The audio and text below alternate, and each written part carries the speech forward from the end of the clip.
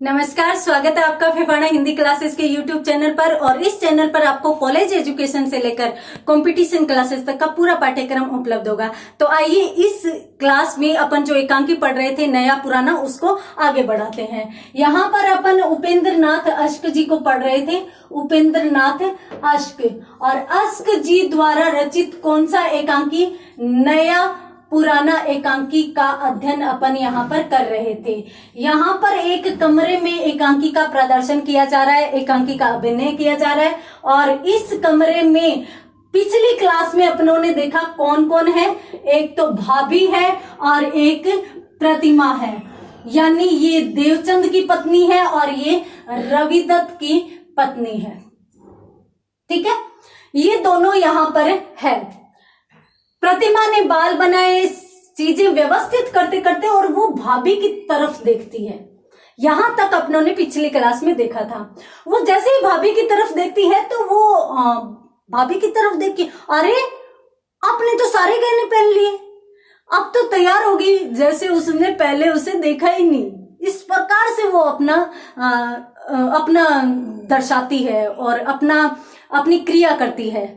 कैसे कि पहले उसने देखा ही नहीं, अब एकदम से चौंक कर देखते हुए चौंक कर बोलती है, आपने सारे गहने पहन लिए, आप तो बहुत अच्छे लग रहे हैं, परंतु सारे गहने क्यों पहने, सारे गहने आपने क्यों पहने? प्रतिमा पूछती है। तो भाभी यूं कहती है कि पहन लिए, तैयार हुई हूं। तो फिर प्रतिमा यूं कहती है कि परंतु वहां पर तो अपन मेले में जा रहे हैं, और मेले में जा रहे हैं तो कितनी भीड़ होगी, और बहुत ज्यादा भीड़ में यदि कोई चोर रानी हार चुरा ले गया तो, खींच ले गया तो, देखो रानी हार का नुकसान तो होगा ही होगा, साथ में गला भी टूटेगा। यानी लोग तो ऐसे खींच कर ले जाते हैं। तो आपने ये इतना बड़ा इतना महंगा हार क्यों पहन लिया?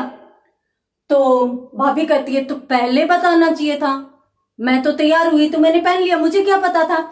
तो प्रतिमा कहती है कि तो अब क्या हो गया, अब निकाल दो। वहां पर चली गई और किसी ने चुरा लिया तो हाथ मलती रह जाओगी। अब देखिए शब्द के शब्द ही वो के वो हैं जो देवचंद ने प्रतिमा को बताए हैं कि हाथ मलती रह जाओगी। तो भाभी के भी दिमाग में आता है, हाँ बात तो सही है। तो कि अब क्या हुआ, अब निकाल दो। परंतु मैंने तो वो ट्रंक वगैरह सब ताले लगा दिए, और उसके साथ साथ जो ट्रंक गोल्ड का था वो भी मैंने नीचे नीचे रख दिया। अब उनको कौन निकाले, और सारा का सारा मैंने ताले लगा दिए, लॉक कर दिया। तो प्रतिमा कह रही है, क्या हुआ फिर? ये अलमारी है ना।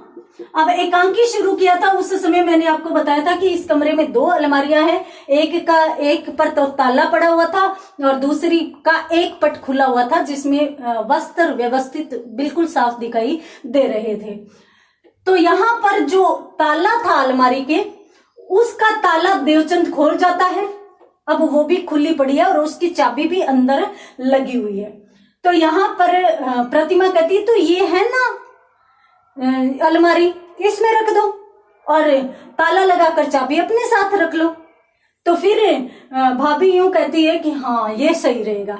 वो जल्दी से अपना रानी हार निकालती है और रानी हार निकालकर अलमारी में रखती हुई जल्दी से ताला लगा देती है। ताला लगाकर और वो चाबी अपने पास नहीं रखती, प्रतिमा को दे देती है। और प्रतिमा को देती है उसी समय बाहर से देवचंद आवाज लगाता है, अरे भाई कितना समय लगाओगे, फिर बहुत ज्यादा लेट हो जाएगा, बहुत ज्यादा भीड़ बढ़ जाएगी, आप देख ही नहीं पाओगे, तो जल्दी निकलो।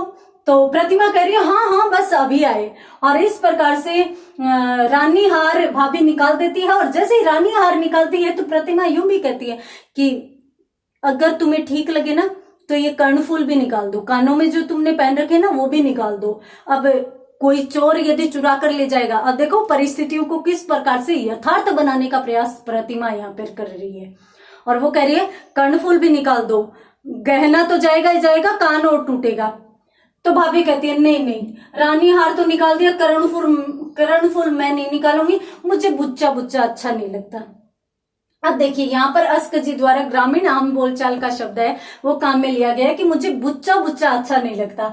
तो प्रतिमा कहती है कि अच्छा ठीक है, जैसी तुम्हारी मर्जी। ये ज्यादा दबाव नहीं देती, क्यों? क्योंकि इसको जो चाहिए था वो तो मिल चुका। तो उसके बाद ये दोनों ताला लगाती है और उसके बाद भाभी प्रतिमा को चाबी दे देती है और चाबी हाथ में लेकर भाभी और प्रतिमा दोनों बाहर निकल जाती है। अब ये दोनों बाहर निकल जाती है और उन दोनों के बाहर निकलते ही देवचंद इस कमरे में प्रवेश करता है। और देवचंद जैसे ही कमरे में प्रवेश करता है तो वो खड़ा है और इतने में जल्दी से भागती हुई प्रतिमा अंदर आती है। और प्रतिमा मतलब यूं कहती है कि अरे मैं तो वो देखना तो भूल ही गई, मतलब ऐसे कोई बहाना करके अंदर आती है और अंदर आकर देवचंद को कहती है कि ये लो चाबियां। तो देवचंद कहता है तू निकल, जल्दी से निकल, चाबियां नहीं चाहिए, मैं अपने आप मैनेज कर लूंगा, तू भाग यहाँ से, तू चल। तो प्रतिमा है वो वहां से जल्दी से निकल जाती है। जल्दी से निकल जाती है तो देवचंद फिर खिड़की पर आता है और खिड़की पर आकर और देखता है और फिर इधर उधर घूमता है। वो आज ऐसी स्थिति में है जैसे अपने ही घर में चोर है, यानी खिड़की से देखता है कि वो दोनों निकले कि नहीं, वो कितनी दूर गए, वो वापस तो नहीं आ जाएंगे, क्योंकि किसी का कोई काम रह जाए या किसी की कोई चीज छूट जाए तो वो वापस भी आ सकता है। तो इसलिए वो खिड़की से देखता है कि वो निकल गए कि नहीं निकल गए, और उसको अंदर ही अंदर थोड़ा सा भावुकता सी आ रही है, डर सा भी लग रहा है। तो इसलिए उसकी स्थिति ऐसी बनी हुई है जैसे घर में ही चोर बना हुआ हो। उनके जाते ही भाभी और प्रतिमा के घर से निकलते ही और वो एक लंबी सांस लेता है और एक वाक्य बोलता है। कौन सा? कि तुलसी जी ने कहा है, तुलसीदास जी ने क्या कहा है? धीरज धर्म मित्र अरु नारी, मित्र अरु नारी, आपातकाल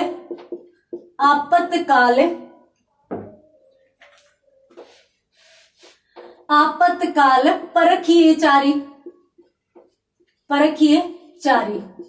ये पंक्तियां देवचंद बोलता है कि धीरज यानी धैर्य, धर्म, मित्र और नारी यानी पत्नी, इन चारों को कब परखा जा सकता है? आपातकाल में या आपत्ति के समय परखा जा सकता है। अब यहां से मतलब क्या है देवचंद का? देवचंद यूं कहता है कि आज पत्नी ने यानी मेरी पत्नी प्रतिमा ने मेरा साथ दिया, इसका मतलब उसने आपत्ति काल में मुझे सहयोग दिया है, अर्थात आपत्ति के समय ही किसी का पता चलता है। देखिए सामान्यतः देवचंद और प्रतिमा आपस में एक दूसरे से विवाद करते रहते हैं, खास तौर से लिली की मां के विषय में ये अक्सर विवाद करते रहते हैं। परंतु आज इसे संतुष्टि है कि आपत्ति के समय मैंने मेरी पत्नी को परखा और वो सही निकली। और यहाँ पर ये यूं भी कहता है कि यहाँ पर आपातकाल की जगह गरज पड़े लिख दें तो कैसा रहेगा? ज्यादा सही नहीं रहेगा क्या? यानी धीरज धर्म मित्र अरु नारी, गरज पड़े तब परखिए चारी। इस प्रकार से यदि ये वाक्य हो तो ज्यादा सही रहेगा। इस प्रकार से हंसता है और फिर जल्दी से अंदर जाता है। अंदर जाकर कुछ ढूंढता हुआ और एक हथौड़ी हाथ में लेकर आता है।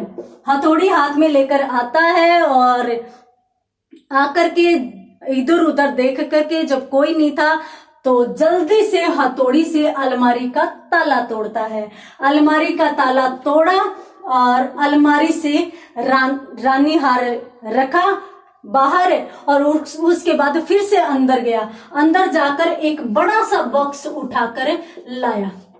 जैसे ही बड़ा सा बॉक्स उठाकर लाता है इतनी ही देर में जल्दी से चलती चलती लिली की माँ आ जाती है। दोनों में क्या बातें होती है, कैसी बातें होती हैं, ये अब अपन आगे के बारे में पढ़ेंगे। ठीक है, अब परिस्थिति कौन सी बनी हुई है? इसी कमरे में देवचंद है, लिली की माँ आ गई है और लिली की माँ को कौन लेकर आया है? माई लेकर आई है। और माई को फिर से देवचंद कहते हैं कि आप स्कूल जाइए और स्कूल जाकर के सबको ये बता दीजिए मैं दोपहर तक लौटूंगा। माई यानी जो नौकरानी है वो भी चली जाती है। ये दोनों यहां से निकल जाती है, चली जाती है। अब सॉरी, दोनों नहीं, माई यहां से चली जाती है। अब देवचंद और लिली की माँ इस कमरे में है। लिली की माँ घुसते हुए यूं कहती है कि मैं तो बहुत डर गई थी, आपने एकदम से बुलाया, क्या बात होगी, कोई समस्या तो नहीं है क्या, कोई तकलीफ होगी, इस प्रकार से लिली की माँ कहती है। तो देवचंद यूं कहते हैं कि हाँ एक बार आप बैठिए। लिली की माँ बैठ जाती है। उसके बाद जो टेबल है उस पर बॉक्स रखा जाता है और बॉक्स के ऊपर रानी हार रखकर और देवचंद बैठ जाता है और देवचंद यूं कहता है कि ये आप अपनी अमानत संभालिए, ये आप अपने साथ ले जाइए। लिली की माँ कहती है कि क्यों, ये तो मैंने आपके पास सुरक्षित रखे हैं, आपके पास सुरक्षा के लिए रखे हैं, आप मुझे वापस क्यों दे रहे हो, आपको पता है ना मेरे घर में ऐसी स्थिति नहीं है, इसीलिए मैंने आपको दिए थे। तो देवचंद यूं कहता है कि नहीं, मैं अब नहीं रख सकता क्योंकि प्रतिमा ताने देती है, प्रतिमा ताने देती है। तो लिली की माँ कहती है कि वो तो पहले भी देती थी, इसमें कौन सी बड़ी बात है, और फिर मुझे कोई चिंता नहीं है, कोई भी ताने दे, बस मुझे आप पर विश्वास है, आप इन्हें रखिए। तो देवचंद कहता है कि नहीं ऐसी बात नहीं है, मुझे इनके चोरी होने का डर है।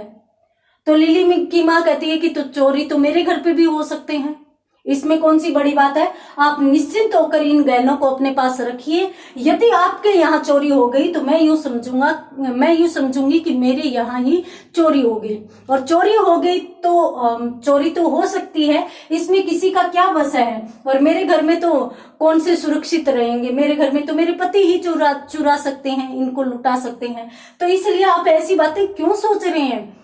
तो देवचंद यूं कहता है कि तुम समझ नहीं रही हो लिली की माँ, मुझे मेरे मन के चोर का डर है, मन के चोर का डर है। तो लिली की माँ कहती है कि आप कैसी बातें कर रहे हैं, क्या बात कर रहे हैं, कि अब तक मैंने इन गहनों को इसलिए संभाल कर रखा था क्योंकि मुझे स्वयं पर विश्वास था, मैं जानता था कि ये गहने आपके मेरे पास सुरक्षित रहेंगे, परंतु अब मुझे ये विश्वास नहीं रहा, मुझे यूं लग रहा है कि मैं ही इन गहनों को चुरा सकता हूँ, मैं ही इन्हें दबा सकता हूँ। तो लिली की माँ कह रही है कि आप ऐसी कैसी बातें कर रहे हो, मुझे आप पर विश्वास है। तो देवचंद यूं कह रहा है कि मुझे भी था, परंतु आज जैसे रवि की बातें सुनी ना मैंने, तो रवि की बातों से मुझे यूं लगा कि मेरा मन भी डगमगा सकता है, तब मैं आपको ये सारे के सारे गहने वापस कर रहा हूं। मुझे अभी ये गहने नहीं चाहिए, आप अपने पास ले जाइए, आप कुछ भी कीजिए, कैसे भी रखिए, मुझे ये गहने नहीं चाहिए, आप अपने पास ले जाइए। जैसे ही लिली की माँ को ये गहने दिए जाते हैं और दोनों के मध्य इस प्रकार की बातें होती है, उसी समय याद कीजिए पहले पार्ट को, जिस दिन अपनों ने एकांकी शुरू किया था, उस दिन मैंने बताया था कि एक अचल व्यक्ति भी यहाँ पर बैठा है और मैंने कहा था ये कहानी पूरा होगा तब तक नहीं बोलेगा, लास्ट में बोलेगा। जैसे ही देवचंद कुछ भी कह के और लिली की माँ को गहने लौटा देता है, उसी समय ये अचल व्यक्ति उछलकर जल्दी से उठता है और यूं कहता है बकवास, बकवास, घटिया ट्रीटमेंट, घटिया ट्रीटमेंट, घोर यथार्थ, मुझे नहीं चाहिए ये।